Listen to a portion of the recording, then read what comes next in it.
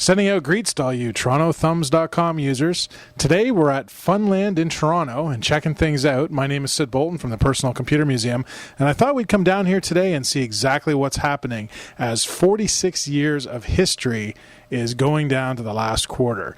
You'll also see we're here by Sam the Record Man, or what used to be Sam the Record Man. A lot of things are changing, and it seems like the only place you can find an arcade these days is either Chuck E. Cheese or Palladium. So let's go in and check it out. A Ms. Pac-Man machine still sits in the back of this downtown Toronto arcade where the last game is set to be played on July 23rd, 2008.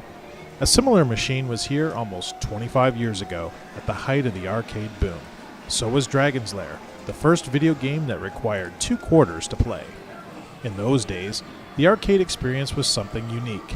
The graphics were better than what you could get at home, and it was the perfect place to hang out with your friends to avoid doing your homework. Those days, it would seem, are gone. Once home to 225 machines, Funland is down to 81.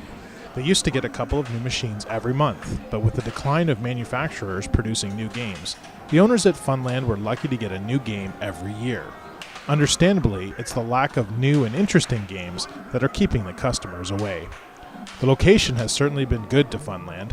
Just a block north of the Eaton Centre, this Yonge Street icon sits across from another recently closed fan favorite, Sam the Record Man.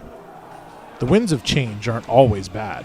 The arcades have had to evolve from the blips and bleeps of Space Invaders to the all-encompassing driving simulators that really make you feel like you're taking that corner just a little too fast.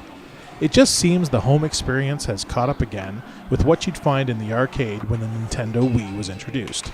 A more physical experience, the Wii has seemingly drawn the last bit of breath from the arcade, probably without even knowing it.